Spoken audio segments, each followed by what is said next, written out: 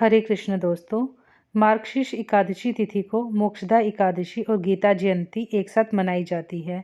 अतः भगवान श्री विष्णु तथा भगवान श्री कृष्ण की पूजा करने से सभी पापों से मुक्ति मिलती है तथा पूर्वजों को स्वर्ग तक पहुंचाने में मदद मिलती है। अतः इस दिन पूजा अर्चना करके उपवास रखने और मोक्ष की प्रार्थना करने से मनुष्य का कल्याण होता है, क्योंकि इस दिन भगवान श्री कृष्ण ने महाभारत युद्ध के समय अपने प्रिय अर्जुन को श्रीमद् भागवत गीता का उपदेश दिया था।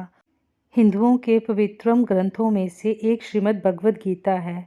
मोक्षदा एकादशी सभी एकादशियों में समस्त पापों को नष्ट करने वाली, मानसिक शांति देने वाली और पाप नाशक मानी गई है। इस दिन भगवत गीता सुनने से उतना ही लाभ मिलता है जितना कि पवित्र अश्वमेध यज्ञ करने से। आइए अब महान फल देने वाली मोक्षदा एकादशी की व्रत कथा सुनते हैं। अर्जुन ने उत्पन्ना एकादशी की उत्पत्ति, महिमा, महात्म्य आदि सुनकर श्री कृष्ण से कहा, हे परम पूजनीय भगवान श्री कृष्ण, हे त्रिलोकीनाथ, आप सभी को सुख व मोक्ष देने वाले हैं। मैं आपको प्रणाम करता हूँ। हे प्रभु, आप कृपा करने वाले हैं, मेरी एक जिज्ञासा को शांत कीजिए। भगवान श्री कृष्ण ने कहा, हे अर्जुन, जो भी जानना चाहते हो निर्भय होकर कहो, मैं अवश्य ही तुम्हारी जिज्ञासा को शांत करूंगा। हे प्रभु, यह जो आपने मार्गशीर्ष मास की कृष्ण पक्ष की एकादशी के विषय में बताया है, उससे मुझे बहुत शांति प्राप्त हुई।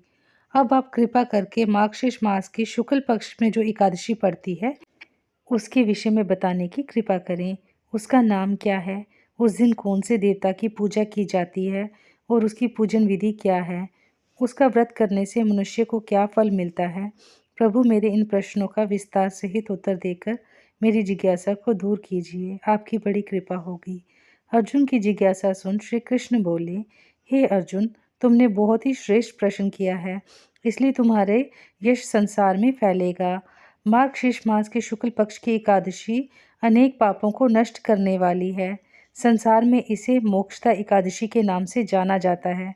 इस दिन एकादशी के दिन श्री दामोदर भगवान का धूप दीप नवेद आदि से भक्ति पूर्वक पूजन करना चाहिए। हे कुंती पुत्र, इस एकादशी व्रत के पुण्य के प्रभाव से नरक में गए हुए माता पिता पितृ आदि को स्वर्ग की प्राप्ति होती है। इसकी कथा एक पुराण में इस प्रकार है, इसे ध्यान पूर्वक सुनो। विखानस नाम का एक राजा प्राचीन नगर में राज किया करता था। उसके राज्य में चारों वेदों के ज्ञाता ब्राह्मण रहते थे।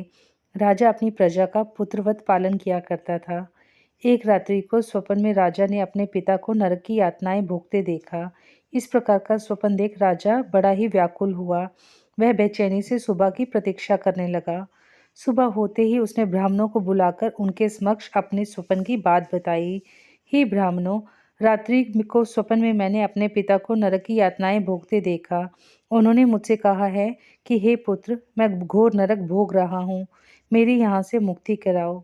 जब से मैंने यह सुना है, तब से मुझे चैन नहीं। मुझे अब राज्य के सुख, ऐश्वर्य, हाथी घोड़ा, धन, स्त्री, पुत्र आदि कुछ भी सुखदायक प्रतीत नहीं हो रहे हैं। अब मैं क्या करूं, कहाँ जाऊं? इस दुख के कारण मेरा शरीर तप रहा है।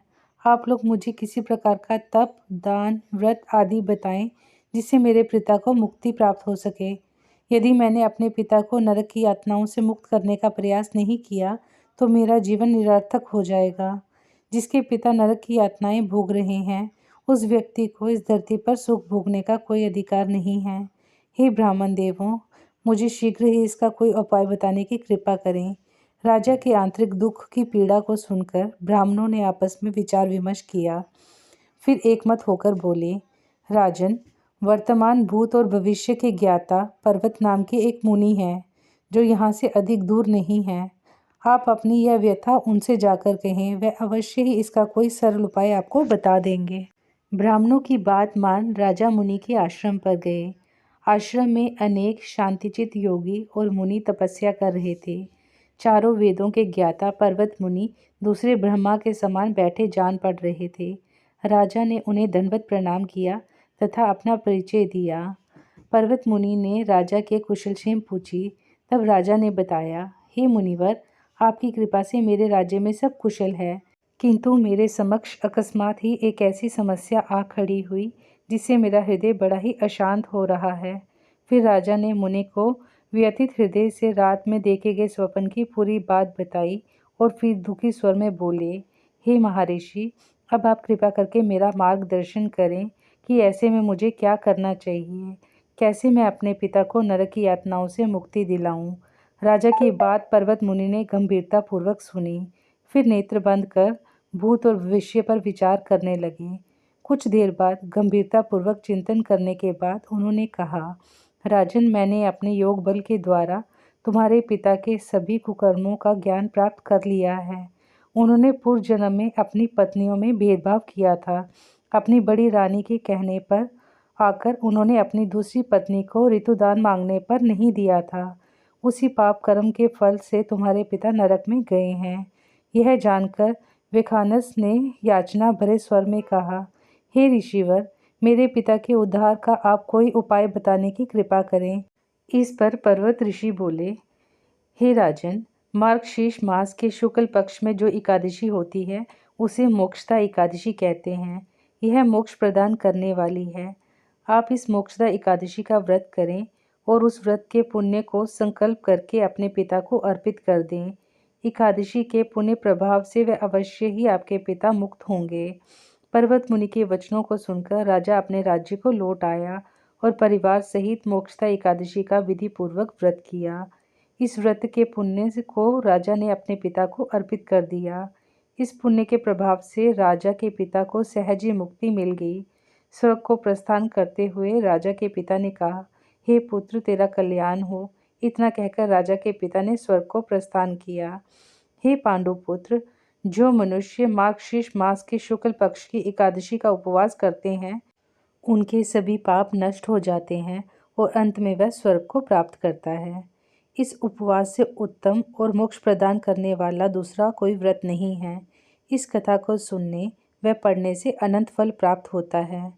यह उपवास मोक्ष प्रदान करने वाला चिंतामणि के समान है, जिससे उपवास करने वाले की सभी कामनाएं पूर्ण होती हैं।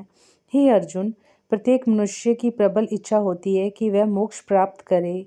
मोक्ष की इच्छा करने वालों के लिए मोक्षदा एकादशी का यह उपवास अति महत्वपूर्ण है। पिता के प्रति पुत्र के दायित्व का इस कथा से श्रेष्ठ दृष्टांत दूसरा कोई नहीं है। अतः भगवान श्री हरि विष्णु के निमित्त यह उपवास पूर्ण निष्ठा व श्रद्धा से करना चाहिए। यह पिता के प्रति भक्ति और दूसरों के लिए पुण्य अर्पित करने की श्रेष्ठ और पवित्र कथा है। इसका उपवास केवल उपवास करने वाले मनुष्य का ही नहीं अपितु उसके पितरों का भी भला करता है। अपने किसी सगे सहोदर, मित्र, बंधु को भी इस उपवास का फल अर्पण करने से उसके भी पापों व क्लेशों का नाश हो जाता है। जय श्री कृष्ण। दोस्तों, कहानी अच्छी लगी हो तो वीडियो को लाइक और चैनल को सब्सक्राइब करना मत भूलिएगा।